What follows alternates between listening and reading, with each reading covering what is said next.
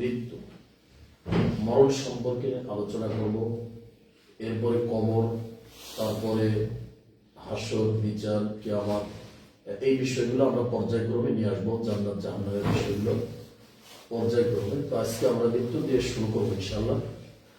তো মা ও বোনদেরকে শুরুতেই আমরা বলবো, যারা এখানে আছেন সবাই একটু মনোযোগ দিয়ে ধৈর্য সহকারে শুনবেন ইনশাআল্লাহ। আমরা কোরআন থেকে পেশ করব আপনাদের সামনে এবং রাসূলুল্লাহ সাল্লাল্লাহু আলাইহি সাল্লামের হাদিস থেকে আমরা বলার চেষ্টা করবো ইনশাআল্লাহ। তো যদি আপনারা এগুলো শুনেন তাহলে আপনাদের দৃষ্টিভঙ্গি চেঞ্জ হয়ে যাবে ইনশাআল্লাহ। তো অনেকে বলে থাকেন যে অনেক মা বোন কষ্ট পান যে এখানে মানে শুনলে নাকি আহলে হাদিস হয়ে যাবে বা কি হবে না হবে এইসব বিষয়। আসলে আমরা শুরুতে যে ভুলটা করছি সেটা হচ্ছে ইসলাম মানি কোরআন এবং হাদিস। সারা পৃথিবীতে যারাই কোরআন এবং হাদিসকে ফলো করবে তারাই আহলে হাদিস। অতএব আপনি একটা হাদিসের উপর আমল করলেও করতেছেন, তার মানে আপনিও আহলে হাদিস। আপনি যে একজনকে বলছেন যে ওরা আহলে হাদিস বা ওদের ওখানে যাওয়া যাবে না, তো আপনি নিজেও আহলে হাদিস, অথচ আপনি জানেনই না। কারণ হাদিস ছাড়া, কারণ আপনার যখন ভূমিষ্ঠ হয়েছেন, আপনি পৃথিবীতে আসছেন, তো বাচ্চা হইলে যে আজান দিতে হয়, এটা কি কোরআনের আয়াত না হাদিস? হাদিস। হাদিস দিয়েই কি পৃথিবীতে জন্ম শুরু হয়েছে আমাদের। তো ওই হাদিস আপনি পালন করছেন, আপনার বাচ্চা হইলে আপনি আজান দিচ্ছেন, তাই না?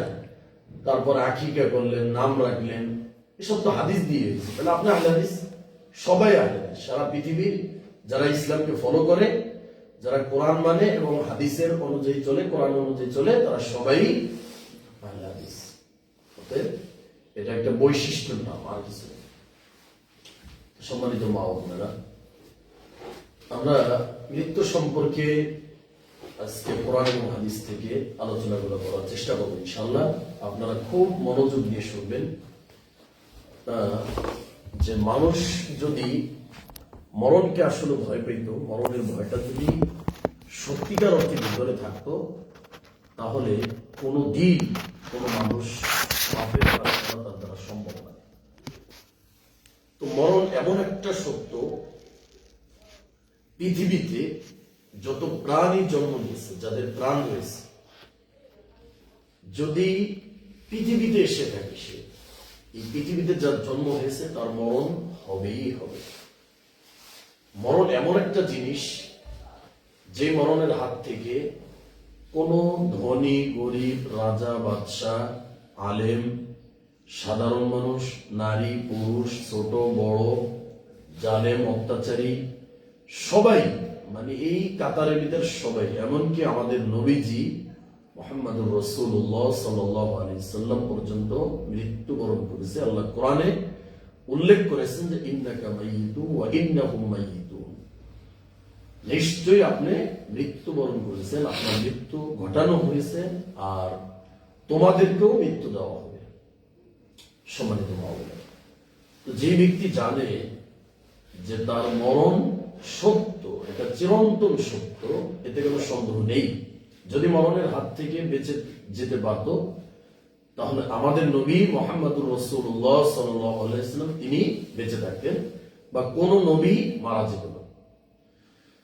তো পৃথিবীতে জন্ম যারাই নিয়েছে, প্রত্যেকটি প্রাণী মৃত্যুবরণ করবে, যেটি আল্লাহ সুবহানাহু ওয়া তাআলা পবিত্র কোরআনুল কারীমের 3 নম্বর সূরা, সূরাতুল আল ইমরান, তার 185 নম্বর আয়াতে খুবই চমৎকার ভাবে তুলে ধরেছেন আল্লাহ।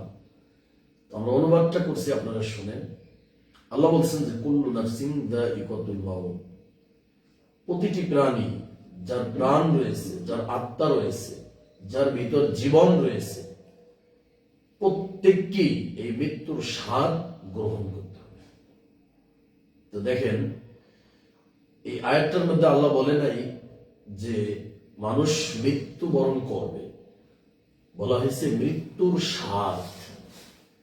তার মানে মৃত্যুর কি রয়েছে? স্বাদ রয়েছে। আমরা জানি, যেমন আমরা একটা ফল খাবো, তো ফল স্বাদ আছে, একটা মিষ্টি, একটা চোকা, একটা তিক্ত, এরকম। তো মৃত্যুর স্বাদের কথা কেন বলবো? মৃত্যুর ভিতরে কি স্বাদ রয়েছে?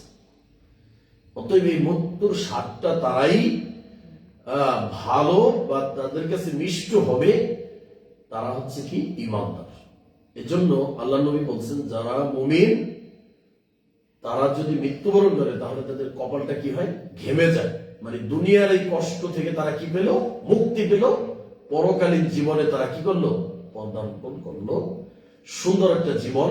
পরকালের প্রথম দিন অর্থাৎ কিয়ামতের, কারণ একজন মানুষ যখন মৃত্যুবরণ করে তখনই তার কিয়ামত শুরু। ওই মৃত্যুটার মাধ্যমে তার কিয়ামতের অর্থাৎ পরকালের প্রথম দিন, প্রথম জীবন শুরু। এই দুনিয়াতে মুমিনের জন্য কি এটি কিসের জায়গা, কষ্টের জায়গা, যেটা আল্লাহ নবী হাদিসের ভিতর বলছেন। আর মুমিনের জন্য এই দুনিয়াটা কি জেলখানা। আর দুনিয়া সিজনুল মুমিন ওয়া জান্নাতুল কাফির, অর্থাৎ যারা ঈমানদার তাদের জন্য এই দুনিয়াটা জেলখানা, আর যারা বেঈমান তাদের জন্য দুনিয়াটা কি বেহেশত।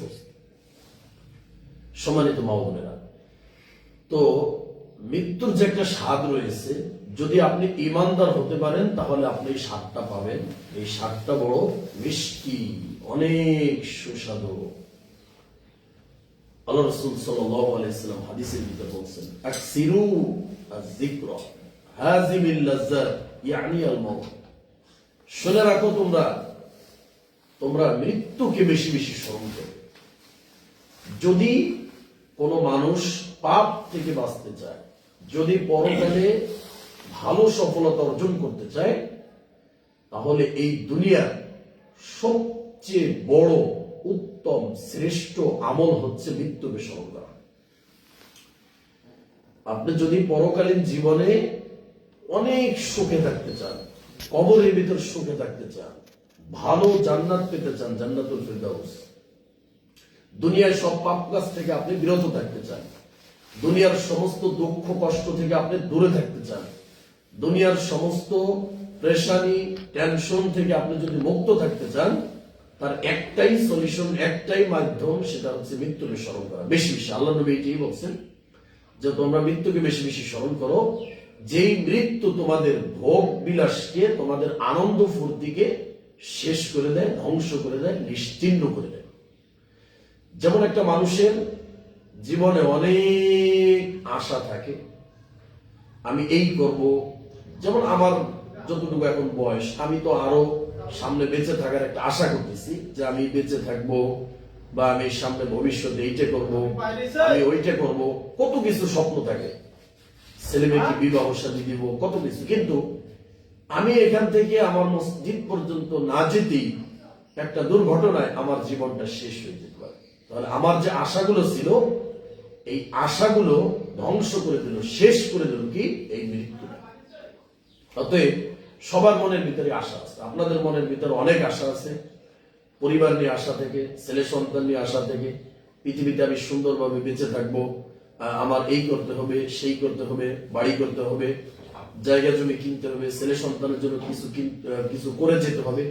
সব চিন্তা আমাদের ঠিক আছে, কিন্তু মৃত্যুটা যে সত্য, ভবিষ্যতের চিন্তা মানুষ একটাই করবে, সেটা হচ্ছে কি মৃত্যু সম্পর্কে। অথচ এই মৃত্যু সম্পর্কে অধিকাংশ মানুষ গাফেল, অজ্ঞ, এই সম্পর্কে তারা বেখবর, এই মৃত্যুকে তারা স্মরণ করে না। আর শয়তান সবচেয়ে বেশি এই জায়গাটা ধোঁকা দেয়, যে মানুষ যাতে মৃত্যুর কথা স্মরণ করতে না পারে। যদি সে মৃত্যুর কথা স্মরণ করে তাহলে সে ভালো হয়ে যাবে। তো আল্লাহ বলছেন যে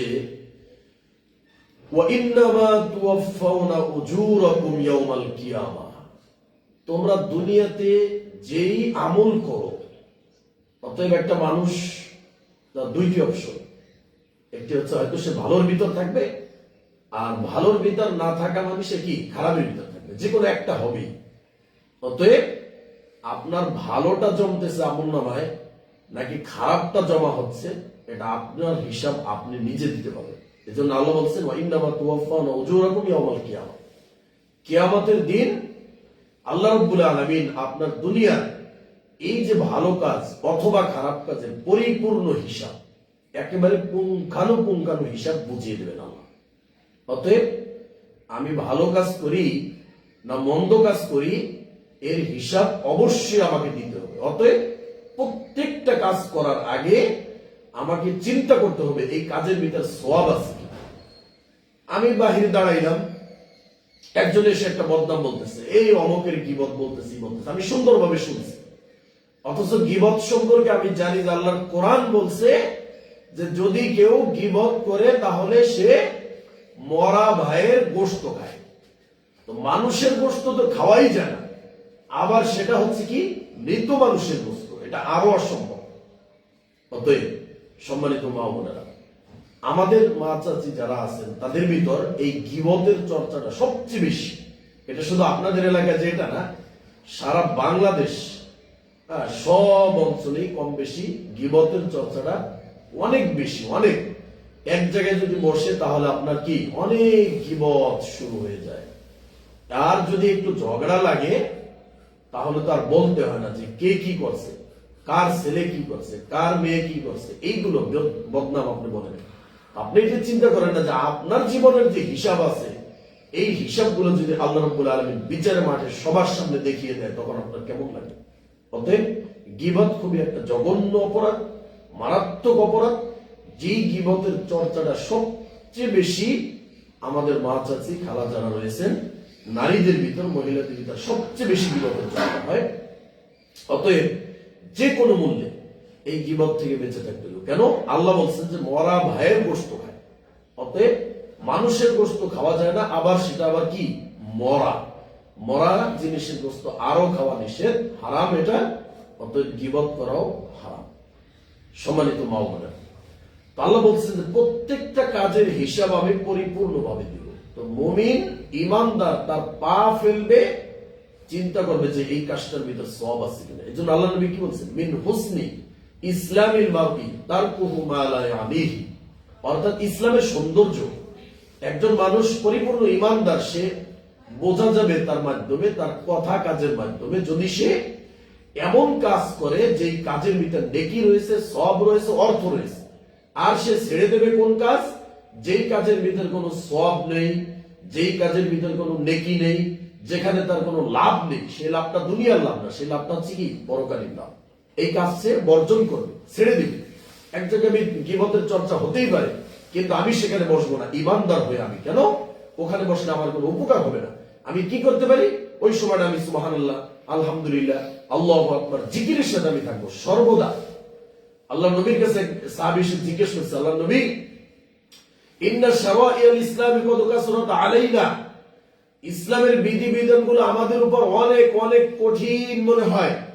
ফাবাবুন নাতামাসসাকু বিহি জামিউন, আপনি আমাদের জন্য এমন একটা পথ, এমন একটা পদ্ধতি বলে দেন, যেই পদ্ধতি অবলম্বন করলে, যেই পথ অনুযায়ী চললে আমরা সকলে আমাদের কাছে ইসলামটাকে, ইসলামের শরীয়তটা আমাদের কাছে সহজ মনে হবে। আল্লাহ নবী বলছেন কি, যে তুমি তোমার জবানকে, তোমার জিহ্বাকে তুমি কি করো, আল্লাহর জিকিরের দ্বারা সর্বদা তুমি ভিজিয়ে রাখো। তো এই আল্লাহর জিকির, এটা করতে আপনার জায়নামাজে বসতে হবে না।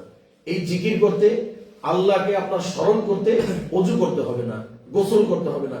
যে কোনো মূল্যে সর্বদা, সব সময়, এমনকি যখন আপনি টয়লেটে প্রবেশ করবেন তখন আপনি ডান পা দিয়ে প্রবেশ করবেন আর দোয়াটা পড়বেন, আল্লাহুম্মা ইন্নী আউযু বিকা মিনাল খুবুসি ওয়াল খাবাইস। এই দোয়াটা পড়া মানেই আপনাকে আল্লাহকে স্মরণ করতেছে। আবার যখন বের হবেন তখন আপনি কি বাম পা দিয়ে বের হবেন, দোয়াটা পড়বেন, গুফরানাকা, বাস। এই যে আল্লাহকে স্মরণ হয়ে গেল। এরপর ওযু করবেন, ওযু করে আপনি 2 রাকাত সালাত আদায় করতে পারেন। আল্লাহ নবী মুহাম্মদ সাল্লাল্লাহু আলাইহি ওয়াসাল্লাম একদিন বের হয়েছে, বের হয়ে বেলাল রাদিয়াল্লাহু তাআলা আনহুকে জিজ্ঞেস করেছেন, বেলাল তুমি এমন কি আমল করো ইসলামের ভিতর, যেই আমলের মাধ্যমে তুমি জান্নাতে আমার সামনে তুমি চলে গেছো? বেলালকে আল্লাহ নবী জিজ্ঞেস করছেন, বেলাল রাদিয়াল্লাহু তাআলা আনহুকে। আমাদের নবী মুহাম্মদ সাল্লাল্লাহু আলাইহি ওয়াসাল্লাম বলতেছেন, বেলাল আমি গত রাতে স্বপ্ন দেখলাম যে তোমার জুতার আওয়াজ আমার সামনে, তুমি আমার সামনে চলে গেছো, এমন কি আমল করো তুমি? বলছে যে নবী আমি এমন তেমন কোনো আমল করি না, আমি শুধু এই কাজটা করি, যখনই আমি অপবিত্র হই তখনই আমি পবিত্রতা অর্জন করি, এবং ওই পবিত্রতা অর্জন করার পরে আমি 2 রাকাত সালাত আদায় করি। সুবহানাল্লাহ। অতএব এটা একটা আমল, সর্বদা পবিত্র অবস্থায় থাকা এটা একটা আমল। যেই আমলের মাধ্যমে বেলাল রাদিয়াল্লাহু তাআলা আনহু, আল্লাহর নবী বলতেছেন, বেলাল তোমার জুতার ঝনঝনি আওয়াজ আমার সামনে শুনতে পেয়েছি, সেই আমলটা কি তুমি বলো। বেলাল বলছিল যে আমি অযু অবস্থায় থাকি, পবিত্র অবস্থায় থাকি, যখনই অপবিত্র হই তখনই পবিত্রতা অর্জন করি, এবং আমি ওই পবিত্রতা দিয়ে 2 রাকাত সালাত আদায় করি। অতএব এটা একটা আমল, এটা জেনে রাখেন। যখনই আপনি অপবিত্র হবেন, পবিত্রতা অর্জন করে 2 রাকাত সালাত আদায় করবেন। এই আমলের মাধ্যমে বেলাল রাদিয়াল্লাহু তাআলা আনহু যদি জান্নাতে আল্লাহর নবীর সামনে থাকতে পারে, তাহলে সেই হাদিস এখনো আছে, সেই আমল কিয়ামত পর্যন্ত থাকবে। যেই ব্যক্তি এই আমল করবে, যেই মা বোন এই আমল করবে, বেলাল যদি আল্লাহর নবীর সামনে জান্নাতে থাকতে পারে, ওই আমল করে ওই হাদিস অনুযায়ী চলে, আপনিও বেলালের মতো জান্নাতে আল্লাহর নবীর সামনে থাকতে পারবেন ইনশাআল্লাহ। হাদিসটা প্রমাণ। অতএব সবাই আমরা এটা চেষ্টা করব, এই আমলটা যারা বয়স্ক মা বোন যারা রয়েছেন, আমার দাদি কাকি যারা রয়েছেন, তাদেরকে বলবো বিশেষ করে, আপনাদের এখন কিন্তু একেবারে কবরে যাওয়ার বয়স।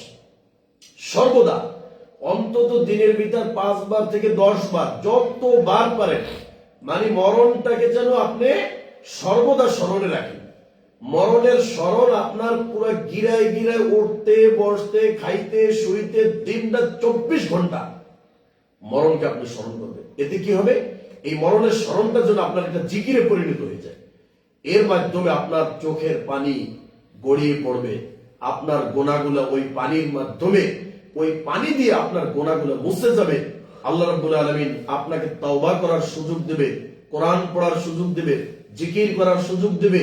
যখনই এই মরণের ভয়তে আপনার চোখের পানি বের হবে, তখন আপনার দ্বারা অন্যায় হবে না। অতএব যাদের বয়স একটু বেশি, তারা এই আমলটা করার চেষ্টা করবেন। আর যদি একান্ত ওযু করতে সমস্যা হয়, তাহলে আপনি অন্তত এই বেলাল রাদিয়াল্লাহু তাআলা আনহুর এই হাদিসটা স্মরণ করে আপনি তায়াম্মুম করে হলেও পবিত্র অবস্থায় থাকবেন, এবং যখনই আপনি পবিত্রতা অর্জন করবেন তখনই 2 রাকাত সালাত আদায় করবেন, যেটাকে আমরা বলি তাহিয়াতুল উযু, উযুর 2 রাকাত সালাত। এটা আপনারা পড়বেন, এই আমলটা করবেন সম্মানিত মা বোনেরা। অতএব বলছিলাম যে আল্লাহ রাব্বুল আলামিন এই দুনিয়ার মানুষের প্রত্যেকটা আমল, এখানে আল্লাহ কোরআনের জায়গাটা বলছে, সুম্মা ওয়াফিকুম সুম্মা ওয়া ইন্নামা তুওয়াফাউনা উজুরাকুম ইয়াওমাল কিয়ামা। তোমাদের আমল, দুনিয়ার যত আমল রয়েছে সব আমল আমি পরিপূর্ণভাবে তোমাদের হিসাব বুঝিয়ে দেব কিয়ামতের মাঠে। আর মানুষের মরণটাই হচ্ছে কিয়ামতের দিন, দিন শুরু হওয়ার প্রথম দিন। যখন আপনি মৃত্যুবরণ করবেন, তার মানে আপনি ওই পরকালীন জীবনটা আপনার প্রথম দিন শুরু হয়ে যাবে।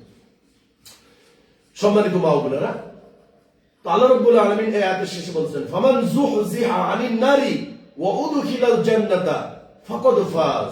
আল্লাহ বলছেন, শুনে রাখো দুনিয়ার মানুষ, ওই বিচারের মাঠে যদি তোমাকে জাহান্নামের আগুন থেকে রক্ষা করে, জাহান্নামের আগুন থেকে দূরে সরিয়ে নিয়ে যদি জাহান্নামের আগুন থেকে তোমাকে বাঁচানো হয়, ওয়া উদখিলাল জান্নাতা, আর জান্নাতে প্রবেশ করানো হয়, ফাকাদ ফাজ, এটাই হচ্ছে তোমার সফলতা, এটাই হচ্ছে তোমার মহা সফলতার দিন, যেই দিন তুমি জাহান্নামের আগুন থেকে বেঁচে জান্নাতে প্রবেশ করবে। অতএব আপনার আমার কি এটা চিন্তা হয় যে আমরা যেভাবে চলি বা আমাদের যে আমল, এটার মাধ্যমে বিচারের মাঠে আমরা জাহান্নামের আগুন থেকে বেঁচে জান্নাতে যেতে পারবো?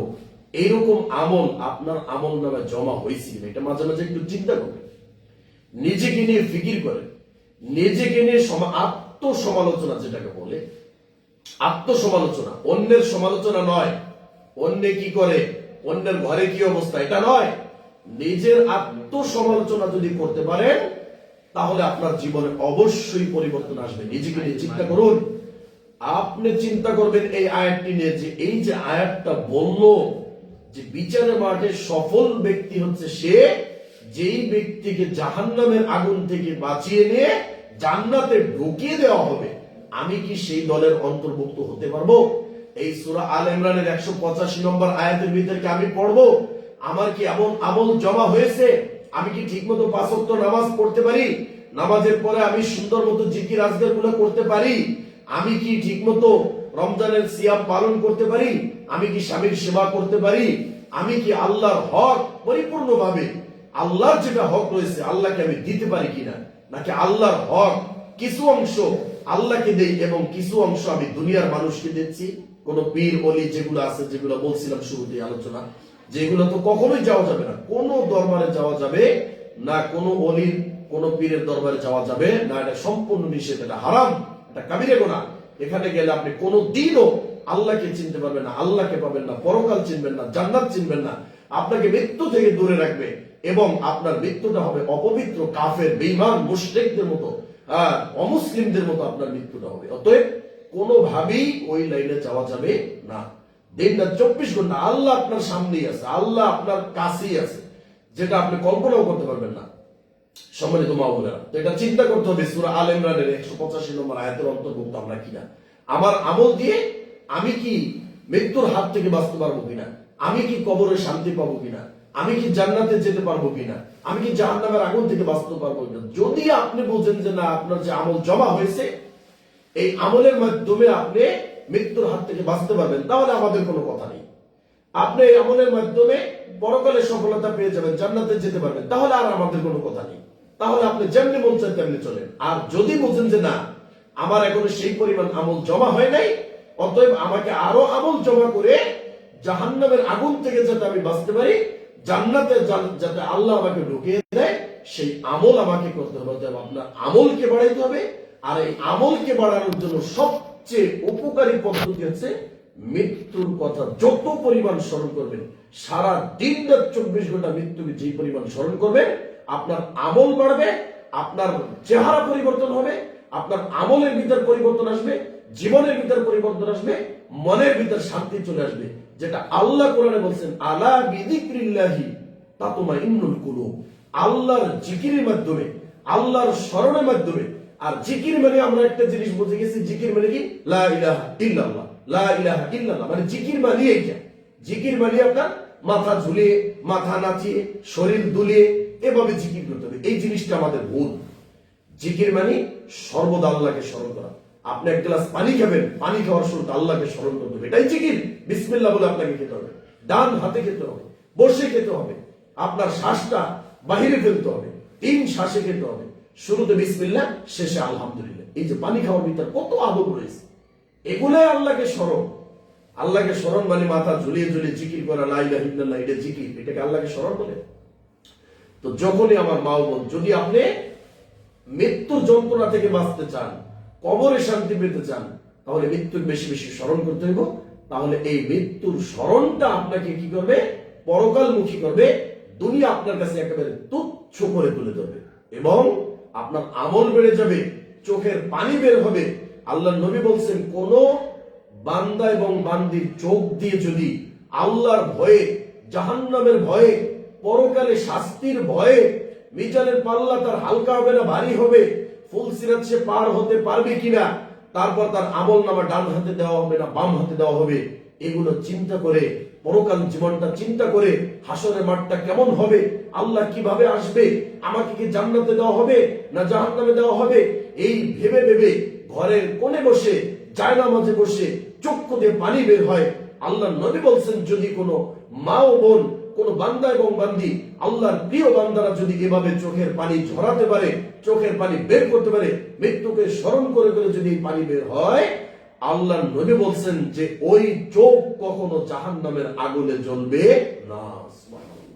যেমন ভাবে একটা গরু গাভীর ওলান থেকে দুধ বের হইলে ওই দুধটা যেমনি ভাবে তার ওলানের ভিতর দ্বিতীয়বার আর প্রবেশ করা সম্ভব নয়, যেই দুধ একবার বের হয়েছে সেটা আর ঢুকানো সম্ভব নয়, যেই কথা মানুষের জবান দিয়ে বের হয়েছে এই কথা যেমনি ভাবে আর ফিরিয়ে নেওয়া সম্ভব নয়, ঠিক তেমনি ভাবে আল্লাহর ভয়ে, কবরের ভয়ে, মৃত্যুকে স্মরণ করে যদি, মৃত্যুর যন্ত্রণা স্মরণ করে যদি কোন বান্দা এবং বান্দি যদি চোখের পানি ঝরাতে পারে, আল্লাহ নবী বলছেন ওই চোখ কখনো, ওই ব্যক্তি কখনো জাহান্নামের আগুনে জ্বলবে না।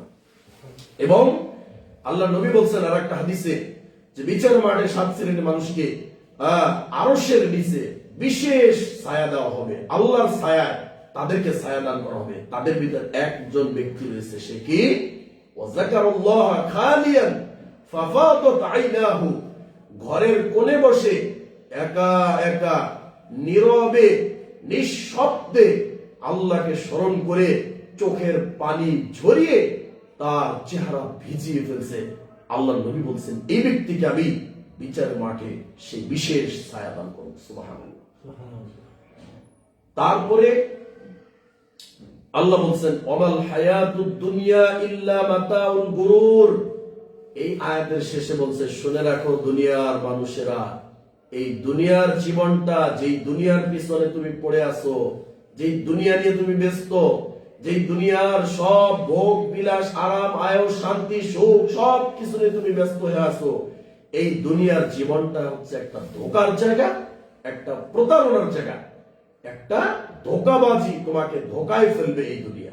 অর্থাৎ এই দুনিয়া কখনো তোমাকে আগে বেড়ে মৃত্যুর কথা স্মরণ করতেও দিবে না, কবরের কথা স্মরণ করতেও দিবে না, আর পরকালে তুমি সফলতা অর্জন করতে যাতে না পারো সেই কাজ তোমাকে দুনিয়া তোমাকে এমন ভাবে ঘিরে ধরবে, চতুর সাইড দিয়ে তোমার শুধু দুনিয়া দুনিয়া, কবে বাড়ি করব, কবে গাড়ি করব, কিভাবে ছেলে সন্তানকে মানুষ করব, হারাম না হালাল, আমার স্বামী হালাল ইনকাম করে না হারাম করে, যত ধরনের যা কিছু আছে উলট পালট আল্লাহর বিধিবিধানের সব কিছু তোয়াক্কা না করে, বিধিবিধানের দিকে না তাকিয়ে আল্লাহর অবাধ্য হয়ে পর্দা পুশিদাকে লঙ্ঘন করে, কোরআন তেলাওয়াত বর্জন করে, নামাজকে ত্যাগ করে, সব কিছু করে হলেও দুনিয়া আমাকে যে কোনো মূল্যে পেতেই হবে, এই চিন্তা ভাবনা যখন আপনার ভিতর ঢুকে যায়, মরণের সময় আপনি অসহায় নিঃস্ব নিরুপায় হয়ে পড়বেন। আপনি শুধু চোখের পানি ঝরাবেন যে আজরাইল, যেটা মালাকুল মাউত, আপনার সামনে এমন আকৃতিতে উপস্থিত হবে। আল্লাহ কোরআনে বলছেন ওয়ালাউ তারা ইয যালিমুনা ফি গামারাতিল মাউত, হে নবী যদি তুমি দেখতে যে মৃত্যুর যন্ত্রণা, মৃত্যুর যে মালাকুল মাউত যে কি ভয়ঙ্কর আকৃতিতে পাপীদের জান কবজ করে পাপীদের কাছে আসে, এটা যদি তুমি দেখতে পেতে। আল্লাহ বলছেন আল্লাহ নবীকে। সম্মানিত মা ও বোনেরা, এরপরে আল্লাহ কোরআনের ভিতরে বলছেন যে এই পৃথিবীতে আমরা কেউই চিরস্থায়ী জীবন আমরা পাবো না। সূরা আম্বিয়া 34 এবং 35 নম্বর আয়াতে আল্লাহ রাব্বুল আলামিন বলছেন যে ওমা জাআলনা লিবাশারিন মিন ক্বাবলিকাল খুল, হে নবী আপনার পূর্বে কোন মানুষ চিরস্থায়ী জীবন লাভ করে নাই, অতএব এই দুনিয়ার জন্য আপনি কেন এই দুনিয়ার পিছনে পড়ে থাকবেন? যেই দুনিয়ায় আপনি চিরস্থায়ী থাকতে পারবেন না, যেইখানে আপনার চিরস্থায়ী থাকার জায়গা, সেই জায়গাকে আপনি স্মরণ করুন, সেই কবরকে স্মরণ করুন, সেই মরণকে আপনি স্মরণ করুন। এবং আল্লাহ বলছেন আফা ইম্মাতা আফা ইমিত্তা ফাহুমুল খালিদুন, হে নবী আপনি যদি মৃত্যুবরণ করেন তাহলে এই পৃথিবীতে আর কেউ আছে যারা চিরস্থায়ী থাকবে? অতএব আল্লাহ নবী মারা গেছেন, এটা সত্য। আর আল্লাহ কোরআন বলতেছেন আফা ইমিত্তা, হে নবী আপনি যখন মৃত্যুবরণ করলেন ফাহুমুল খালিদুন, তাহলে আর কারা আছে যে যারা জীবিত থাকবে? আল্লাহ নবী মৃত্যুবরণ করছেন। এরপরে আরেকটা আয়াত দেন, আল্লাহ বলছেন যে কুল্লু নাফসিন যায়িকাতুল মাউত, প্রত্যেকটা প্রাণী মৃত্যুর স্বাদ গ্রহণ করবে। ওয়া নাবলুকুম বিশ-শাররি ওয়াল খায়রি ফিতনা, আর আমি তোমাদেরকে পরীক্ষা করব বিশ-শাররি ওয়াল খায়রি ফিতনা, আমি তোমাদেরকে ভালো এবং মন্দ দ্বারা পরীক্ষা করব। অতএব দুনিয়ার ভিতর আমরা সর্বদা একটা পরীক্ষার ভিতর আছি। কেউ ভালো পরীক্ষা দিচ্ছেন, কেউ খারাপ পরীক্ষা দিচ্ছেন। একটা পরীক্ষার হলের ভিতর অনেকেই পরীক্ষা দেয়, কারো পরীক্ষা ভালো হয়, কারো খারাপ হয়। অতএব দুনিয়া একটা পরীক্ষার কেন্দ্র, পরীক্ষার হল। এই জায়গায় আল্লাহ আমাদেরকে পাঠাইছে এই দুনিয়ার জীবনে যারা সুন্দরভাবে ভালোভাবে পরীক্ষা দিবে বা যাদের রেজাল্ট ভালো হবে তারা পরকালে অবশ্যই সফলতা অর্জন করবে, তাদের পুরস্কার হবে সর্বশ্রেষ্ঠ পুরস্কার, আর সেটাই হচ্ছে জান্নাতুল ফিরদাউস। আর আল্লাহ রাব্বুল আলামিন তাদের মৃত্যুটাকে সহজ করে দিবেন, তাদের কবর আযাবকে সহজ করে দিবেন এবং তাদের কবরকে জান্নাতের বিছনা দিয়ে, জান্নাতের পোশাক দিয়ে, জান্নাতের আলো দিয়ে এবং কবরটাকে অনেক প্রশস্ত করে দিবেন। তাদের চোখের পাওয়ার, তাদের চোখের পলক যতদূর পর্যন্ত যাবে ততদূর পর্যন্ত তাদের কবরটা প্রশস্ত হয়ে যাবে। সুবহানাল্লাহ। সম্মানিত মা বোনেরা, এই আয়াতের শেষে আল্লাহ বলছেন ওয়া ইলাইনা তুরজাউন, শুনে রাখো তুমি যাই কিছু করো না কেন, ওয়া ইলাইনা তুরজাউন, যতদিন তুমি বেঁচে থাকতে চাও বাঁচো, সমস্যা নেই, কিন্তু তোমার শেষ পরিণাম আমার দিকে। অতএব আমার দিকে আসতেই হবে, যেটা আল্লাহর কোরআন বলছে। এবং এই দুনিয়ার জায়গাটা একটা ধোকার জায়গা, প্রতারণার জায়গা, একটা প্রতারক এই দুনিয়া। দুনিয়া হচ্ছে ধোকাবাজ। এই দুনিয়া আপনাকে ধোকা দিয়ে মৃত্যুর কথাকে আপনার থেকে সরিয়ে রাখবে, মৃত্যুর স্মরণ থেকে আপনাকে গাফিল করে রাখবে। অতএব দুনিয়াকে লাথি মেরে পরকালকে সামনে দিয়ে মরণকে স্মরণ করে আপনাকে পরকালে সেই বিজয়, সফলতা, যেটা জাহান্নাম থেকে মুক্তি দিয়ে জান্নাতে প্রবেশ করিয়ে দেওয়া, এই সফলতা অর্জন করতেই হবে সম্মানিত মা বোনেরা। এরপরে আরেকটি আয়াত শুনেন, সূরা জুমআর মধ্যে আল্লাহ রাব্বুল আলামিন বলছেন, قل إن الموت الذي تفرون منه فإنه ملاقيكم ثم تردون إلى عالم الغيب والشهادة فينبئكم بما كنتم تعملون। আল্লাহ বলছেন কি, শুনে রাখো, কুল ইন্নাল মাউতাল্লাযী তাফিরুনা মিনহু ফাইন্নাহু মুলাকিকুম, যদিও তোমরা মৃত্যুর হাত থেকে পালিয়ে বেড়াও, কিন্তু মৃত্যু তোমার কাছে এসে উপস্থিত হবে। কত বড় কথা, চিন্তা করছেন? অতএব মরণ থেকে সবাই পালাতে চায়, কেউ মরতে চায় না, কেউ মরতে চায় না। আপনিও মরতে চান না, আমিও মরতে চাই না, কিন্তু আল্লাহ বলছেন তুমি মরতে চাও আর না চাও, মরণ ঠিকই তোমার বাড়ির কাছে একদিন চলে আসবে। ওই খাটিয়া আজকে তোমার দাদার জন্য আসছে, আজকে তোমার বাবার জন্য আসছে, আজকে তোমার দাদির জন্য আসছে, আজকে অমকের জন্য আসছে, তমকের জন্য আসছে, কালকে ঠিকই ওই খাটিয়া তোমার বাড়ির সামনে চলে আসবে। ওই মসজিদের মাইকে একটা এলান হবে যে অমক মারা গেছে, এই এলান আসবেই আসবে, মসজিদের খাটিয়া তোমার বাড়ির সামনে আসবেই আসবে। আল্লাহর কোরআন বলছেন তুমি মৃত্যু থেকে পলায়ন করতে পারো, কিন্তু মৃত্যু তোমাকে ছাড়বে না। তুমি যেখানেই থাকো সেখানেই গিয়ে তোমাকে মৃত্যু আক্রান্ত করবে, আক্রমণ করবে, তোমাকে ধরে ফেলবে। সূরা নিসার মধ্যে আল্লাহ রাব্বুল আলামিন বলছেন 78 নম্বর আয়াত, আল্লাহ বলছেন আইনামা তাকুনু ইউদরিকুমুল মাউতু ওয়ালাউ কুনতুম ফি বুরুজিম মুশাইয়াদা। আল্লাহ বলছেন শুনে রাখো, মৃত্যুর ভয়তে, মৃত্যুর যন্ত্রণা থেকে পলায়ন করার জন্য তোমরা যেখানেই থাকো না কোনো, আইনামা তাকুনু ইউদরিকুমুল মাউত, মৃত্যু তোমাদের কাছে গিয়ে উপস্থিত হবে।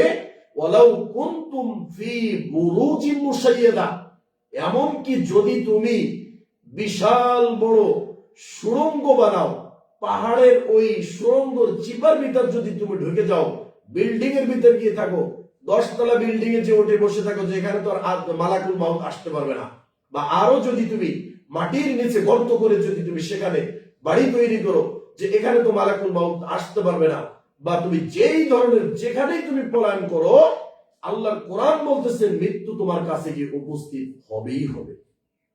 সম্মানিত মা বোনেরা, এত আয়াত থাকতে এরপরে সূরা কফের একটা আয়াত নেন, আল্লাহ বলছেন যে ওয়াজাআত সাকরাতুল মাউত বিল হক, মৃত্যুর যন্ত্রণা, আল্লাহ বলছেন যে মৃত্যুর যন্ত্রণা আসবেই।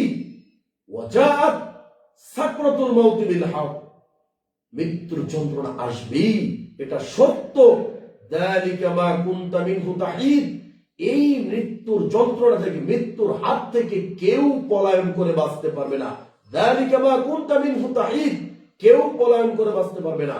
আল্লাহ নবী মুহাম্মদুর রাসূলুল্লাহ সাল্লাল্লাহু আলাইহি সাল্লাম যখন মৃত্যু শয্যায় শায়িত, তখন তার এত কষ্ট হচ্ছিল, সেই সময় তিনি একটা কথা বলছিলেন, বারবার তিনি ওই পেলার ভিতর তিনি রুমালটা দিচ্ছেন, ভিজাচ্ছেন, ঘাম বের হচ্ছে, কপালটা মুছতেছেন। আম্মা জান আয়েশা রাদিয়াল্লাহু তাআলা আনহা বলতেছেন, এরপর আল্লাহর নবী ওই সময় পড়ছিলেন লা ইলাহা ইল্লাল্লাহ ওয়া ইন্নাহা লাসাকরাতুল মাউত, এই যে মৃত্যুর যন্ত্রণা, ওয়া ইন্নাহা লাসাকারাত, আর মৃত্যুর যন্ত্রণা অনেক কঠিন। তো আল্লাহর নবীর কাছে এই মৃত্যুর যন্ত্রণা উপস্থিত হয়েছে, যে মৃত্যুর সময় যে একটা কষ্ট, জান কবজ করার সময় যে একটা কষ্ট, এটা আমাদের নবী পর্যন্ত উপভোগ করছে, তার কপাল দিয়ে ঘাম বের হয়ে গেছে। আম্মা জান আয়েশা বলতেছেন যে এই কষ্টের থেকে কষ্ট আমার জীবনে আমি আর কোনদিন দেখি নাই। সম্মানিত মা বোনেরা, এরপরে আল্লাহ রাব্বুল আলামিন আরো চমৎকার ভাবে সূরা কমারের ভিতর বর্ণনা করছেন।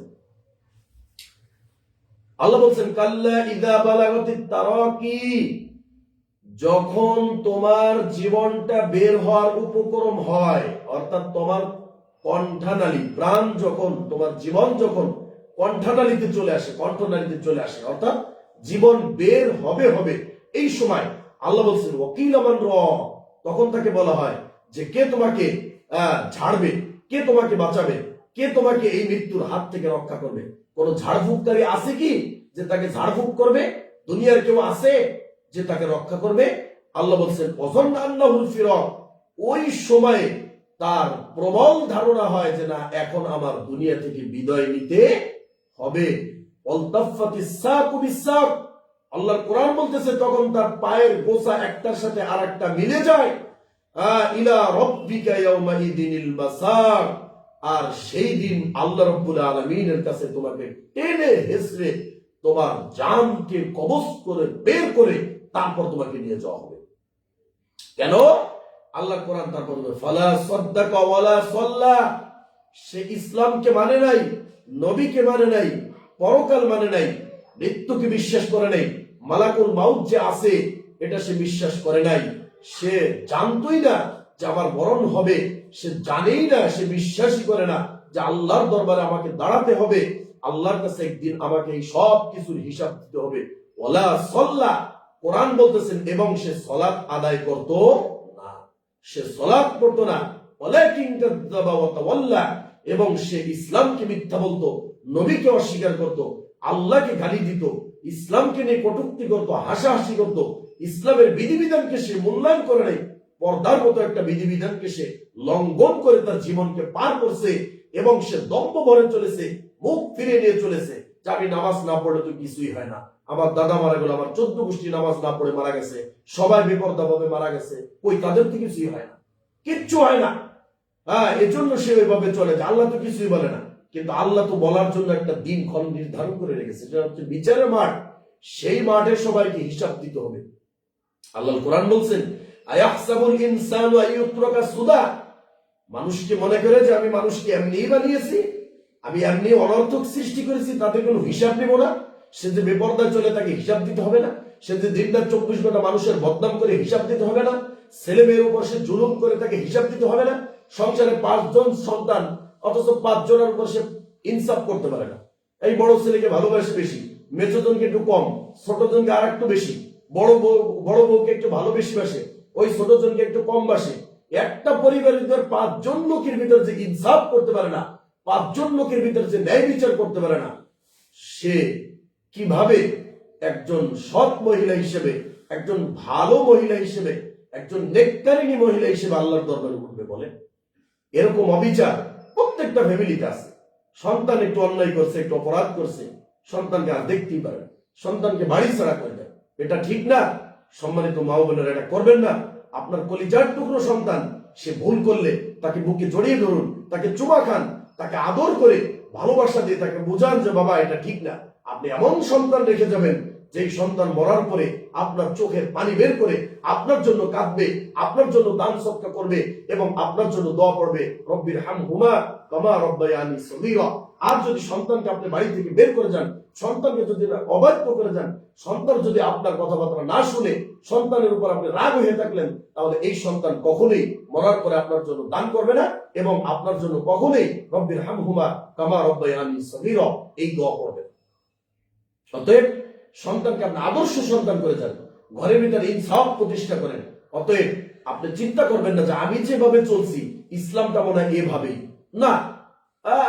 মানে পর্দা বেপর্দার অবস্থাটা এমন ভাবে প্রত্যেকটা পরিবারে দেখলে মনে হয় যে ইসলাম নেই, অথচ প্রত্যেকের সাথে একটা সীমা রেখা আছে যে কে কার সাথে দেখা করতে পারবে কি পারবে না, কোথায় যে খেতে পারবে কি পারবে না। এই সব বিষয়গুলো কিন্তু আল্লাহ রাব্বুল আলামিন এবং আমাদের নবী মুহাম্মদুর রাসূলুল্লাহ সাল্লাল্লাহু আলাইহি ওয়াসাল্লাম সুন্দরভাবে আমাদেরকে বলে দিয়ে গেছেন। অথচ আমরা প্রত্যেকেই এখান থেকে আজকে উদাসীন হয়ে, আমরা বিমুখ হয়ে, এ কথাই আল্লাহ বলছেন যে তোমাদেরকে সে মৃত্যুর সময় কঠিন শাস্তি ভোগ করতে হবে। কেন? ওয়ালাকিন কাযাবা ওয়া তাওয়াল্লা, তোমরা ইসলামকে মানো নাই, আল্লাহর নবীকে মানো নাই, পরকালকে বিশ্বাস করো নাই, সব কিছুকে তোমরা অস্বীকার করেছো। ওয়া তাওয়াল্লা, এবং তোমার দম্ভ ভরে তোমরা পিঠ ফিরিয়ে ইসলামের থেকে তুমি বুড়ো আঙ্গুল উঠিয়ে ভুরু কুঞ্চিত করে তুমি ইসলামকে বাম হাত দেখিয়ে তারপর তুমি চলে গেছো, আল্লাহর একটা বিধিবিধানকে তুমি তোয়াক্কা করো নাই। এভাবে তোমার জিন্দেগিটা তুমি পার করছো।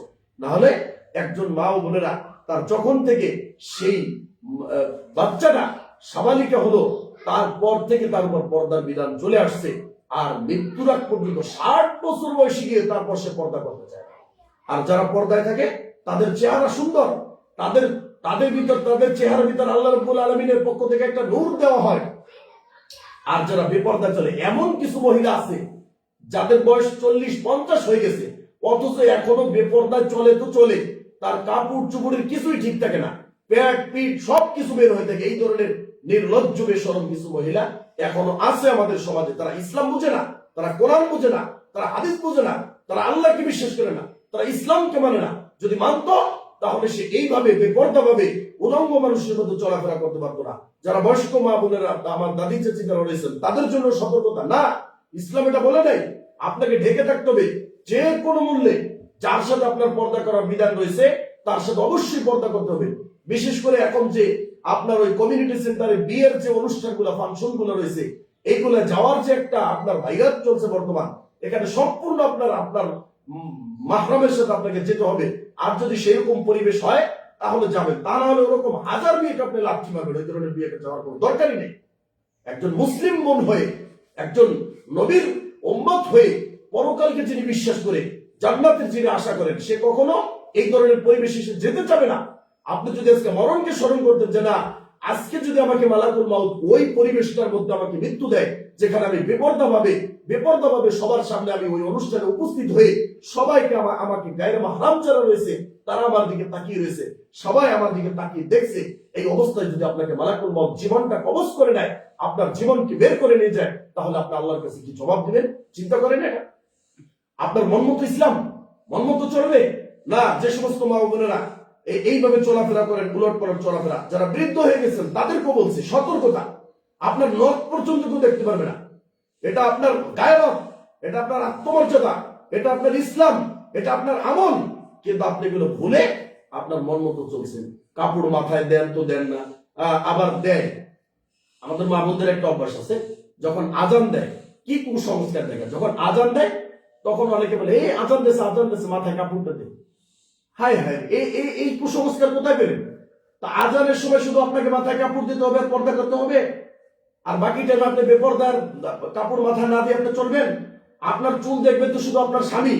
এই পর্যন্ত চুল আপনি যাদেরকে দেখাইছেন এর হিসাব বিচার মাঠে দিতে হবে। আপনার নখ পর্যন্ত দেখার কোনো অনুমতি নেই কারণ। আপনার গোসলের পরে কাপড়টা কোথায় রাখবেন এইটাও কোনো পরপুরুষ দেখতে পারবে না, কোনো গায়রে মাহরাম দেখতে পারবে না। যাদের সাথে আপনার দেখা দেওয়া জায়েজ নেই, এরকম পুরুষ আপনার কাপড়টা পর্যন্ত দেখতে পারবে না। ওই কাপড় দেখবে আপনার স্বামী, এমন জায়গায় রাখবেন যাতে কোনো পরপুরুষের নজর না পড়ে কাপড়টা। অথচ আমরা দ্বিধার্সে মাথায় কাপড় নেই, শরীরে কাপড় নেই, এই জামা কাপড় আমরা ওই বিলের ভিতরে যে লাইনে দিই, এখানে সেখানে বাজারে চলাফেরা বিপর্যয়। কেন? কারণ মরণকে সে স্মরণ করে না। মরণ তার ভিতর থেকে চলে গেছে। মরণ নামক জিনিসটা যদি তার ভিতর থাকতো, সে বেপরদায় চলতে পারতো না। ওই অবস্থায় যদি তার কাছে মালাকুল মাউত চলে আসে আর জীবনটা বের করে, আল্লাহ যেহেতু বলছে যে কোরআন সত্য, কোরআন মিথ্যা নয়, আল্লাহর কথা সত্য, ওমান আসদাকু মিনাল্লাহি কিলা, আল্লাহ বলছেন আমার থেকে সত্যবাদী পৃথিবীতে আর কে আছে? আমি যেহেতু বলছি যে কুল্লু নাফসিন যায়কাতুল মাউত, প্রত্যেকটা প্রাণীকে মৃত্যু স্বাদ গ্রহণ করতে হবে। অর্থাৎ দিন রাত 24 ঘন্টা আপনাকে আমাকে প্রস্তুত থাকতে হবে কোন সময় মারা যাব, কোন অবস্থায় মারা যাব, কোথায় মারা যাব, এটা একমাত্র আল্লাহ জানেন। এই খবর মানুষকে দেওয়া হয় নাই। যদি দেওয়া হতো তাহলে মানুষ সারা জীবন পাপ করে ওই দিনটার অপেক্ষায় যে অমুক দিন অমুক তারিখে অমুক সময় আমি মারা যাব, তার আগ পর্যন্ত সে অন্যায় লিপ্ত থাকতো, জীবনে কোনোদিন ভালো কাজ করতো না। ওই সময়ের আগে সে তওবা করে আল্লাহর কাছে ফিরে আসতো, আর সারা জিন্দেগিতে সে খারাপ কাজে লিপ্ত থাকতো। এজন্য আল্লাহ বলছেন তোমার মরণ কোন সময় হবে, কোন অবস্থায় হবে, কোন টাইমে হবে, কোথায় হবে, কিভাবে হবে, এর খবর তুমি জানো না, আমি কাউকে জানাইনি। এমনকি আমাদের নবী মুহাম্মদুর রাসূলুল্লাহ সাল্লাল্লাহু আলাইহি ওয়াসাল্লাম তাকে পর্যন্ত জানানো হয়। সম্মানিত মা বোনেরা, সূরা ওয়াকিয়ার আরেকটা আয়াত নিন, যেটা 83 নম্বর আয়াত সূরা ওয়াকিয়া। ফালাউলা ইযা বালাগাতিল হুলকুম, যখন আপনার জীবনকে বের করা হবে হলকুম, হুলকুমের ভিতর যখন আপনার কণ্ঠনালীর ভিতর যখন প্রাণ চলে যাবে, মালাকুল মাউত যখন আপনার সামনে তার দলবল সাঙ্গপাঙ্গ নিয়ে এসে উপস্থিত হবে, ওয়া আনতুম হিনাইযিন তানজুরুন, আল্লাহর কোরআন বলতেছেন সেই দিন তুমি দেখতে পাবে ওই মালাকুল মাউতকে, যারা তোমার জীবন কবজ করার জন্য আসছে। ওয়া আনতুম হিনাইযিন তানজুরুন, তুমি তাকিয়ে তাকিয়ে দেখবে। ওয়া নাহনু আকরাবু ইলাইহি মিনকুম ওয়ালাকিন লা তুবসিরুন, আল্লাহ বলতেছেন আমি ওয়া নাহনু আকরাবু ইলাইহি মিনকুম, ওয়ালাকিন লা তুবসিরুন, আর আমি তোমাদের মধ্যে তার থেকে অনেক অনেক নিকটে, আর আমি তোমাদের চাইতে তার খুব কাছে, কিন্তু তোমরা দেখতে পাও না। ওয়ালাকিন লা তুবসিরুন ফালাউলা ইন কুনতুম গায়রা মাদিনিন, তোমরা যে বলে থাকো তোমাদের যে হিসাব, তোমাদের যে চলাফেরা, তোমরা তো মনে করো যে আমাদের কোনো হিসাব দিতে হবে না, আমরা কোনো আল্লাহর কর্তৃত্বাধীন নয়, আমরা আল্লাহর নিয়ন্ত্রণের বাহিরে, পরকাল বলতে কিছু নাই, জান্নাত জাহান্নাম বলতে কিছু নাই, এই কবর টবর এইগুলো পরে, মরার পরে দেখা যাবে না, জান্নাতে তো একদিন যাব। তাহলে শুনে রাখো, তার জীবনাহা ইন কুনতুম সাদিকিন, আজকে তোমার জীবন বের করা হচ্ছে, তুমি যদি সত্যবাদী হয়ে থাকো তাহলে তোমার জীবনটা তুমি ফিরিয়ে নিয়ে আসো, দেখি তুমি পারো কিনা। আল্লাহ বলতেছেন কখনোই তুমি পারবে না। সম্মানিত মা ও বোনেরা, সূরা বাকারার আরেকটি আয়াত নিয়ে 28 নম্বর আয়াতে আল্লাহ বলতেছেন, কাইফা তাকফুরুনা বিল্লাহি ওয়া কুনতুম আমওয়াতান ফাআহইয়াকুম সুম্মা ইউমীতুকুম সুম্মা ইউহয়ীকুম সুম্মা ইলাইহি তুরজাউন। শুনে রাখো, কিভাবে তোমরা আল্লাহর অকৃতজ্ঞ বান্দা হতে পারো, কিভাবে তোমরা আল্লাহকে অস্বীকার করতে পারো, অথচ তোমাদের কোনো অস্তিত্ব ছিল না, তোমরা ছিলে মৃত, তোমাদেরকে সেই মৃত থেকে আমি একটা জীবন দান করছি, তারপরে মায়ের গর্ভে 10 মাস 10 দিন একটা অন্ধকার জায়গায় আমি তোমাদেরকে রেখেছি, যতদিন ইচ্ছা আমি রেখেছি, তারপরে ওখান থেকে আবার ফাআহইয়াকুম, আমি তোমাদেরকে দুনিয়ার একটা 60 বছর 70 বছর কেউ 100 বছরের একটা জিন্দেগি আমি দান করেছি, সুম্মা ইউমীতুকুম, আবার আমি তোমাদেরকে মৃত্যু দান করেছি, সুম্মা ইউহয়ীকুম, এই মরণের পরে আবার আমি তোমাদেরকে একটা বারজাখি কবরের জীবন আমি তোমাদেরকে দান করব, সুম্মা ইলাইহি তুরজাউন, এরপরে যখন ইসরাফিল সিংহায় ফুঁক দেবে কিয়ামতের মাঠে, সমস্ত কিছুকে আমি একত্রিত করব, সেই দিন আমি প্রত্যেকের দেহের ভিতর আমি আবার সেই আত্মাটাকে আমি ফুঁকে দেব এবং আমি তাকে আবার জীবিত করে আমি বিচার মাঠে উঠাবো। আল্লাহ বলতেছেন এত ক্ষমতা, এত পাওয়ারফুলি আল্লাহ, সেই আল্লাহকে তুমি কিভাবে ভুলে যাও? সম্মানিত মা ও বোনেরা, আল্লাহ বলতেছেন, ওমা কানা লিনাফসিন আন তামুতা ইল্লা বিইজনিল্লাহি কিতাবাম মুআজ্জালা, আল্লাহ বলতেছেন কোন নফসের মৃত্যু হয় না আল্লাহর অনুমতি ব্যতীত। অতএব প্রত্যেকটা মানুষের মৃত্যু হয় আল্লাহর অনুমতি নিয়ে, এবং এটা সুনির্দিষ্ট কিতাবে আল্লাহ রাব্বুল আলামিন আগেই চূড়ান্ত ভাবে লিখে রেখেছেন। সূরা মুলকের মধ্যে আল্লাহ বলছেন, আল্লাযী খালাকাল মাউতা ওয়াল হায়াতা লিয়াবলুয়াকুম আইয়ুকুম আহসানু আমালা, আল্লাহ বলছেন আমি মানুষের জীবন এবং মরণকে সৃষ্টি করেছি, তৈরি করেছি, মানুষের জীবন মরণ দেওয়ার মালিক আমি, আমি মানুষকে মরণ দেই, আমি মানুষের জীবন দান করি। কেন? লিয়াবলুয়াকুম আইয়ুকুম আহসানু আমালা, আমি শুধু একটা জিনিস দেখতে চাই যে কে আমলের দিক দিয়ে সর্বশ্রেষ্ঠ। অতএব জীবন মরণের এই যে লড়াই, আপনাকে একবার আপনার জীবন ছিল না, মৃত্যু ছিলেন, সেখান থেকে জীবন দেওয়া হলো, মায়ের গর্ভে থেকে আবার পৃথিবীতে পাঠানো হলো, এই যে জীবনটা, শুধু আল্লাহ একটা কাজ দেখতে চায়, সেটা হচ্ছে কি, যে আপনি কি আমল করেন। আল্লাহ এখানে বলে নাই যে কার ধন সম্পদ বেশি আমি দেখতে চাই, কে কোন বংশের, কার কতটুকু মর্যাদা, কার স্বাস্থ্য ভালো, কে সুন্দরী বেশি, কে লম্বা বেশি, কে এরকম গুণের কথা আল্লাহ বলে নেই। সব গুণকে বাদ দিয়ে আল্লাহ বলছেন, তোমাকে আমি দুনিয়ার জীবনটা দান করছি, মৃত্যুর আগ পর্যন্ত আমি দেখতে চাই যে আমলের দিক দিয়ে কে শ্রেষ্ঠ, আমি শুধু আমলটা দেখতে চাই, বিচারের মাঠে আমি আর কিছু দেখতে চাই না, শুধু তোমাদের আমলটা দেখব। সম্মানিত মা বোনেরা, আল্লাহ রাব্বুল আলামিন বলছেন, ইয়া আইয়ুহাল্লাযীনা আমানুত্তাকুল্লাহ হাক্কা তুকাতিহি, হে দুনিয়ার মানুষ তোমরা শুনে রাখো, যারা ঈমান এনেছো আল্লাহর প্রতি, পরকালের প্রতি, নবী রাসূলের প্রতি, তোমাদেরকে বলে রাখছি হাক্কা তুকাতিহি, ইয়া আইয়ুহাল্লাযীনা আমানুত্তাকুল্লাহ, তোমরা আল্লাহকে ভয় করো, হাক্কা তুকাতিহি, ভয় করার মতো ভয় করো, ওয়ালা তামুতুন্না ইল্লা ওয়া আনতুম মুসলিমুন, আর তোমাদের মৃত্যুটা যেন এমন অবস্থা না হয় যে তুমি একজন বেঈমান, তুমি একজন নাস্তিক, তুমি একজন কাফের, তুমি একজন অমুসলিম। অতএব তোমাদের মৃত্যুটা যেন এই অবস্থা হয় যে তুমি একজন মুসলিম হয়ে আল্লাহর কাছে যেন আসতে পারো। আল্লাহ রাব্বুল আলামিন এত সুন্দর করে আমাদেরকে বলছেন। সম্মানিত মা বোনেরা, আমরা আপনাদের সামনে দুইটি হাদিস আজকে আমরা পেশ করব। আল্লাহ রাব্বুল আলামিন, আমরা যে কোরআন থেকে যে আলোচনাগুলো শুনলাম, অনেক গুরুত্বপূর্ণ এই আলোচনা, অনেক সুন্দর তথ্যবহুল এই আয়াতগুলো আপনাদেরকে দিলাম। শুধু এতটুকু প্রমাণ করার জন্য যে না, মৃত্যু নামক একটা জিনিস যে আছে, যাদের জীবন আছে, পৃথিবীতে যারা জন্ম নিয়েছে, এই মৃত্যুটা সত্য। সবাইকে পৃথিবী ছেড়ে একদিন যেতে হবে। আমাদের দাদা দাদি নানা নানি যারা ছিল তারা এখন নাই, আমরাও আজকে আছি, আমরাও 100 বছর বা 50 বছর বা 10 বছর 20 বছর বা আজও হতে পারে আমরাও এই পৃথিবীতে থাকবো না। পৃথিবী থাকবে, আমরা থাকবো না। পৃথিবী ছিল, থাকবে, শুধু আমরা থাকবো না। এই পৃথিবীতে মানুষ শুধু একটা সময়কে কেন্দ্র করে আসে, সময়ের পরিবর্তনে মানুষ চলে যায়। আমি 2000 থেকে 2050 পর্যন্ত আমি বাঁচবো, 2050 থেকে নিয়ে আবার আর একটা দল বাঁচবে। এভাবে পালাক্রমে একের পর এক আসতে থাকবে পরীক্ষার হলে। একটা পরীক্ষার হলে যেমনি ভাবে পরীক্ষার জন্য কেন্দ্র তৈরি হয়েছে, সেখানে শুধু একটা ব্যাচ না, হাজার হাজার ব্যাচের ছাত্র সেখানে পরীক্ষা দেয়। এই একদল পরীক্ষা দিচ্ছে, আবার আরেক দল দিবে, আবার আরেক দল দিবে, এইভাবে দিতে দিতে কিন্তু হল কিন্তু এটা থাকবে সারা জীবন। ওই হল কিন্তু ওটা ভেঙে ফেলা হবে না। অতএব পৃথিবী থাকবে, কিন্তু থাকবো না শুধু আমি।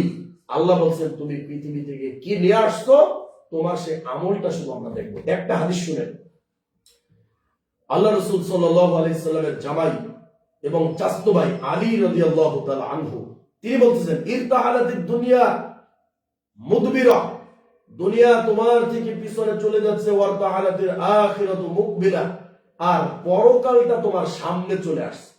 আর আমরা মনে করি কি যে না, আমার দুনিয়া আমার এখনো সামনে অনেক সময়, আমি মাত্র আমার এতটুকু বয়স, আমি আর অনেকদিন বাঁচবো, এটি করবো, তা না।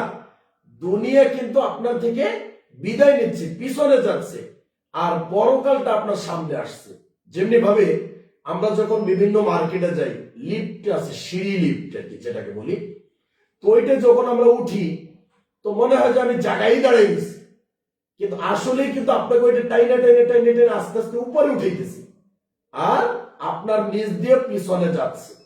তো ঠিক তেমনি ভাবে দুনিয়াটা আপনার কাছ থেকে বিদায় নিয়ে চলে যাচ্ছে আস্তে আস্তে আস্তে আস্তে, আর আপনি ওই লিফটের উপর দাঁড়িয়ে রয়েছেন, সিঁড়ি লিফটের উপর, আস্তে আস্তে আপনাকে টেনে টেনে পরকালের কাছে নেওয়া হচ্ছে। তো পরকাল আস্তে আস্তে আপনার কাছে আসছে, আর দুনিয়াটা আপনার পিছন দিয়ে আপনার হাত ছাড়া হচ্ছে আস্তে আস্তে। এটা আলী বিন আবি তালেব রাদিয়াল্লাহু তাআলা আনহু তিনি বলতেছেন। এরপরে বলতেছেন যে ওয়ালিকুল্লি ওয়াহিদাতিন মিনহুমা বানুন, আর এই দুনিয়া এবং পরকাল এর প্রত্যেকেরই কিছু না কিছু সন্তান রয়েছে। ওয়াকুনু ফাকুনু মিন আবনাইল আখিরাহ, অতএব তোমরা আখিরাতের সন্তান হয়ে যাও। ওয়ালা তাকুনু মিন আবনাই দুনিয়া, দুনিয়ার সন্তান হয়ে নাও। এরপরে বলছেন সে চমৎকার কথা, যেটা আপনাকে আমি বলবো আজকে, সেটা হচ্ছে ফাইনাল ইয়াউম আমালুন, আজকের এই দিনটা, অর্থাৎ এই যে দুনিয়াতে আপনার 60 বছরের জীবনটা পেয়েছেন, আল্লাহর নবী বলতেছেন ফাইনাল ইয়াউম আমালুন, আজকের দিনটা হচ্ছে আপনার আমলের দিন। যত পারেন আপনি দিনটা 24 ঘন্টা আমল করতে পারবেন। ওয়ালা হিসাবুন, আজকে কোনো হিসাব নেওয়া হবে না, স্পষ্ট ভাবে বলা হচ্ছে। তো এই আল্লাহ কোরআনেও বললো যে আমি মানুষের জীবন এবং মরণ দিয়েছি শুধুমাত্র আমি দেখতে চাই কে আমলের দিক দিয়ে শ্রেষ্ঠ, কে নেক আমল করেছে, কে রাতে উঠে 2 রাকাত তাহাজ্জুদের নামাজ পড়ে, যেটা আল্লাহর নবী অন্য হাদিসে বলছেন যে মানুষ যখন ঘুমিয়ে থাকবে তখন যদি 2 রাকাত সালাত তুমি রাতের তাহাজ্জুদ পড়ে চোখের পানি ছেড়ে দিতে পারো, তুমি নিরাপদে, কোনো হিসাব নেওয়া হবে না, বিনা হিসাবে তোমাকে আমি জান্নাতে ঢুকিয়ে দেবো। সুবহানাল্লাহ। অতএব কে রাতের সালাত পড়েছে, কে সকালে, প্রতিদিন আমি বলছি এখানে যারা আসছেন, এটা আমার অনুরোধ, আপনাদের পায়ে আমি হাত রাখলাম, আপনাদেরকে অনুরোধের শেষ পর্যায়ে একেবারে আমার কড়া অনুরোধ থাকবে আপনাদের কাছে, আপনার আমার দাদি চাচি কাকি যাই হয়, অনুরোধ প্রত্যেকটা মা বোন এখানে যারা আসছেন সবাই সকালবেলা একটা আলিফ শব্দ হইল আপনি পড়বেন। এখন বলবেন যে যারা নামাজ পড়ে না, তারা, যারা নামাজ পড়ে না তাদেরকে আর কি বলবো, যে একজন মুসলিম হিসাবে যে সে কিভাবে পরিচয় দেবে যে সে নামাজ পড়ে না, এটা তো সে বলতে পারে না একজন মুসলিম। অতএব একজন মুমিন ইমানদার পরিচয় হবে কি, সে আপনার ওই ফজরের আগে উঠে 2 রাকাত নামাজ পড়ে আল্লাহর কাছে কাঁদবে, কান্নাকাটি করবে, এটাই প্রকৃতি ইমানদার। আর আল্লাহ এই সময় নিচের আসমানে এসে আল্লাহ ডাকে যে আমার কাছে কে কোন বিপদের জন্য আমার কাছে আশ্রয় চাও, চাও তুমি বিপদে আছো আমি বিপদ দূর করবো, তুমি গুনাহ করছো আমি তোমাকে ক্ষমা করবো, তোমার অমক কিছুর প্রয়োজন আমি তোমাকে দান করবো, আমার কাছে চাও, তুমি একেবারে নিচের আসমানে চলে আস। অতএব ইমানদারের পরিচয় হবে শেষ রাতে যে কোনো মূল্যে। যাদের বয়স হয়েছে তারা একটু চেষ্টা করবেন, আপনাদের ঘুমটা কিন্তু একটু কম বয়স্ক মানুষের, যে ফজরের আগে একটু উঠে যদি আপনি উঁচু না করতে পারেন তায়াম্মুম করে আল্লাহর কাছে 2 রাকাত নামাজ পড়ে একটু সুবহানাল্লাহ, আলহামদুলিল্লাহ, ওয়ালা ইলাহা ইল্লাল্লাহ, আল্লাহু আকবার, আপনি এইগুলো পড়েন, লা হাওলা ওয়ালা কুওয়াতা ইল্লা বিল্লাহ, আস্তাগফিরুল্লাহ ওয়া আতুবু ইলাইহি, আস্তাগফিরুল্লাহ ওয়া আতুবু ইলাইহি, লা হাওলা ওয়ালা কুওয়াতা ইল্লা বিল্লাহ, এগুলো বেশি বেশি পড়েন।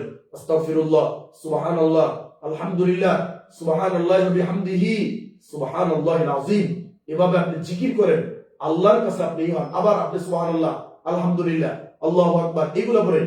লা ইলাহা ইল্লাল্লাহ ওয়াহদাহু লা শারীকা লাহু লাহুল মুলকু ওয়া লাহুল হামদু ওয়া হুয়া আলা কুল্লি শাইইন কাদির, এগুলো পড়েন। সূরা নাস পড়েন, ফালাক পড়েন, ইখলাস পড়েন, সূরা ফাতিহা পড়েন।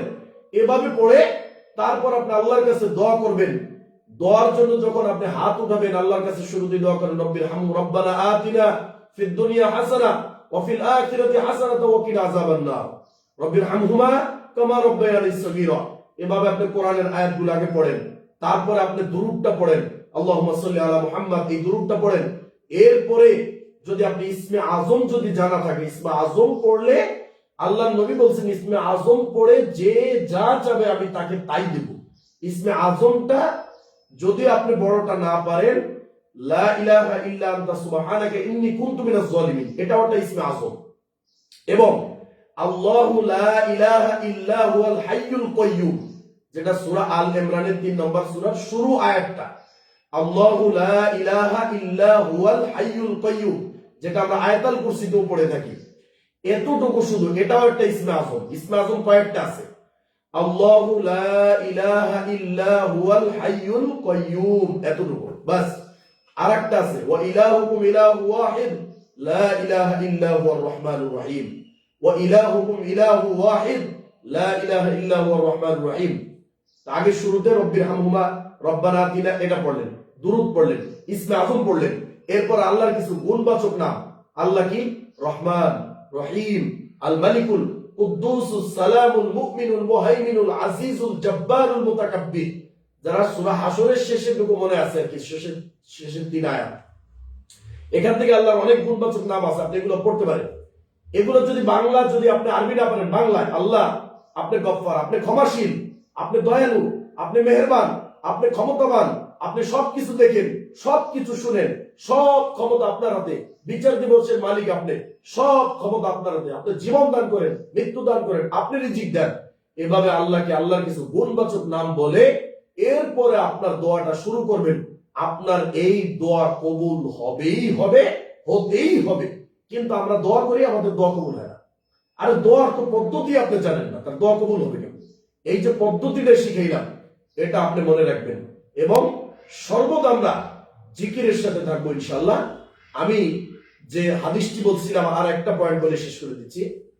তার একটা বলা আছে যে আজকে শুধু আমলের দিন, কোনো হিসাব হবে না, অগদান হিসাবুন ওয়ালা আমালুন, আর আগামীকাল অর্থাৎ বিচারের মাঠটা শুধু হিসাব আর হিসাব, কোনো আমল করার কোনো সুযোগ হবে না। অতএব আজকে আমাদের আলোচনার যেটা মূল বিষয়, সেটা হচ্ছে মরণকে বেশি বেশি স্মরণ। মৃত্যু চিরন্তন সত্য, মৃত্যু সব আসবেই আসবে। যাদের ভিতর জীবন আছে প্রত্যেকটা প্রাণীর মৃত্যুর স্বাদ গ্রহণ করতে হবে। দুনিয়াতে পৃথিবীতে যারা জীবন নিয়ে আসছে তাদেরকে মরতেই হবে। মরার পরে আমরা কবরে যাব। এই কবরের জীবনটা আমরা আগামী পর্বে আমরা আপনাদের সামনে আলোচনা করব। আজকের আলোচনা থেকে আমরা যেটা শিখলাম সেটা হচ্ছে কি, মরণকে আমরা একটা জিকিরের মতো বানিয়ে নেব। যে কোনো মূল্যে আমরা মরণকে স্মরণ করব। এক। দ্বিতীয় নম্বর হচ্ছে, আমি বলছিলাম যখনই অপবিত্র হব তখনই আমি অজু করে পবিত্রতা অর্জন করে, তায়াম্মুম দিয়ে হোক বা এমনি অজু হোক, অজু করার পরে 2 রাকাত সালাত যদি পড়তে পারেন। বেলাল রাদিয়াল্লাহু তাআলা আনহু আল্লাহর নবীর সামনে জান্নাতে ছিলেন, আপনি আমিও জান্নাতে আল্লাহর নবীর সামনে থাকবো যদি এই আমল আমি ধরে রাখতে পারি। অজু অবস্থায় থাকা এটা একটা আমল। তাহিয়াতুল উযু, উযুর 2 রাকাত নামাজ, এটাও একটা আমল। এই আমলটা আমরা করার চেষ্টা করব। 3 নম্বরে বলছিলাম যে কোনো মূল্যে সর্বদা আমাদেরকে গীবত এবং ঝগড়া থেকে অবশ্যই দূরে থাকতে হবে। 4র্থ নম্বর বলছিলাম পরিবারের ভিতর ইনসাফ কিভাবে বজায় রাখা যায়। ইনসাফ সবার জন্য সমান, আপনার 5 জন সন্তান, ছেলে মেয়ে সবাই একই মাপের, এক চোখে আপনাকে দেখতে হবে। পুত্রবধূ 3 জন আছে, 3 জনকে এক চোখে দেখতে হবে। একজনকে এক চোখে, আরেকজনকে আরেক চোখে, এই বেইন হিসেবে আপনি করতে পারবেন না। যদি করেন তাহলে বুঝতে হবে আপনার ভিতরে ঈমানের ঘাটতি রয়েছে। তারপরে আমরা আরেকটি বিষয় বলছিলাম যে পর্দা আমরা যেভাবে খোলামেলা ভাবে চলি, আসলে এভাবে চলাটা ঠিক না। যে কোনো মূল্যে আপনার এই সবকিছুকে ঢেকে ঢুকে সুন্দরভাবে একটা জীবন আপনি পরিচালনা করবেন, আল্লাহ আপনার চেহারার ভিতরে নূর ঢেলে দেবে ইনশাআল্লাহ। এবং আরেকটা আমরা বললাম, সেটা হচ্ছে যে কোনো মূল্যে ফজরের পরে কোরআনটা পড়বেনই পড়বেন। আল্লাহ কোরআনের বরকতে আপনার ঘরে, সংসারে, সব জায়গায় আয় উন্নতি, বরকত ভরপুর করে দেবে। সূরা ওয়াকিয়াটা পড়বেন, সূরা আর রহমান পড়বেন, সূরা ইয়াসিন পড়বেন। এই সূরাগুলো একটু পড়েন না। সূরা বাকারাটা ঘরের ভিতর তেলাওয়াত করেন, ঘর থেকে শয়তান বের হয়ে যাবে। কোনো জাদু বিদ্যা করে কোনো কাজ হবে না। সূরা বাকারা তেলাওয়াত করেন, সূরা আলে ইমরান তেলাওয়াত করেন, সূরা মুল তাবারাকাল্লাহ যে এটা পড়েন, রাত্রে যদি পড়তে পারেন এই সূরা, আপনাকে এই সূরা সুপারিশ করবে এবং কবরের আযাব থেকে এই সূরা আপনাকে মুক্তি দান করবে। সুবহানাল্লাহ। এই সূরা পড়বেন।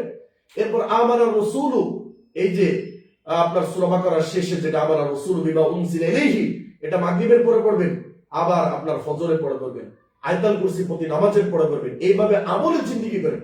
এবং সর্বদা যেটা বলছিলাম যে জিকিরের সাথে আপনি থাকবেন সব সময়। এখানে যারা আছেন আমার বয়স্ক মা বোনেরা, সবাইকে বললাম যে আপনাকে মরণের কথা স্মরণ করে সর্বদা জিকিরের সাথে থাকবেন। এবং যেই বিষয়গুলো বললাম, এই বিষয়গুলো আপনার কাছে সহজ হবে যদি আপনি মরণকে স্মরণ করতে পারেন। আর আমরা মরণকে স্মরণ করলে দুনিয়ার সব কিছু আমার কাছে বিষাক্ত মনে হবে, তিক্ত মনে হবে, শুধু পরকালটা আমার কাছে মিষ্টি মনে হবে। কবর আমার কাছে ভালো লাগবে, আল্লাহ আমার কাছে ভালো লাগবে, নবী আমার কাছে ভালো লাগবে, কোরআন পড়তে ভালো লাগবে, দান করতে ভালো লাগবে, সৎকা করতে ভালো লাগবে, একজনের সাথে ভালো ব্যবহার করতে ভালো লাগবে, পরিবারের ভিতরে একটা শান্তি শৃঙ্খলা ফিরে আসবে, পরিবারটা ঠিক হবে, বাচ্চা কাচ্চা আদর্শ বাচ্চা হবে, আপনার সমাজ ঠিক হবে, পুরো জাতি ঠিক হয়ে যাবে। আপনার গর্ভে থেকে তখন ওই ইমাম বুখারীর মতো সন্তান জন্ম নেবে। মা ও বোন, আপনার এইরকম নিজেকে পরিবর্তন নিয়ে আসেন, নিজের জীবনটা পরিবর্তন করেন। সেটা কিসের মাধ্যমে? মরণকে স্মরণের মাধ্যমে। আল্লাহ রাব্বুল আলামিন আমাদের সবাইকে এই মরণকে স্মরণ করে, এবং আজকের যে আলোচনা করলাম এবং সর্বশেষ আপনাদেরকে দোয়ার যে পদ্ধতিটা শিক্ষা দিলাম, যে কোনো মূল্যে দোয়া করার সময় প্রত্যেকবার এই পদ্ধতি অবলম্বন করবেন। আল্লাহর কোরআনের আয়াত, নবীর প্রতি দুরূদ, সাইয়্যিদুল ইস্তিগফার আমরা 2-3টা বলছি। আল্লাহু লা ইলাহা ইল্লা হুয়াল হাইয়ুল কাইয়্যুম, লা ইলাহা ইল্লা আনতা সুবহানাকা ইন্নী কুনতু মিনাজ জালিমিন, ওয়া ইলাহুকুম ইলাহু ওয়াহিদ, লা ইলাহা ইল্লা হুয়ার রহমানুর রহিম। এগুলো আপনি পড়বেন। এরপরে আল্লাহর কিছু গুণবাচক নাম পড়বেন। তারপরে আপনি কি করবেন? দোয়ার ভিতর আপনার যা চাওয়া দরকার আপনি চাবেন, আল্লাহ এই দোয়া আপনার খালি হাতে ফিরিয়ে দেবেন। আল্লাহ এই দোয়া কবুল করবে। আজকের আলোচনা থেকে আমরা এই শিক্ষাগুলো নিয়ে আমাদের জীবনকে যেন পরিবর্তন করতে পারি। আগামী আলোচনা ইনশাআল্লাহ আমরা কবর এবং কবরের আযাব এই সম্পর্কে আমরা আলোচনা করব। আপনারা সবাই আবার আগামী আলোচনায় উপস্থিত হবেন যথাসময়ে ইনশাআল্লাহ। আল্লাহ আমাদের তৌফিক দান করুক।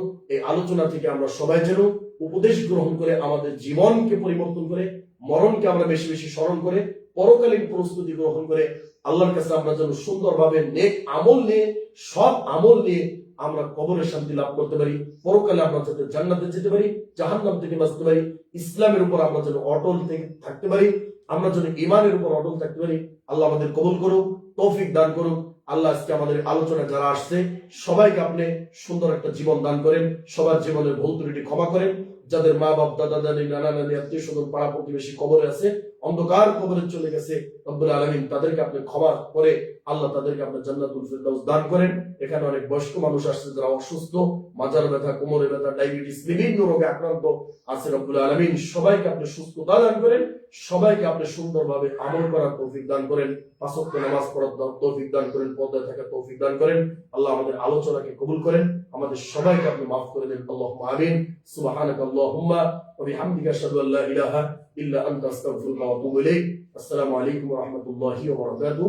সবাই আপনারা নামাজ পড়েন, আমরাও নামাজ পড়ি। সবাই নামাজ পড়বেন ইনশাআল্লাহ।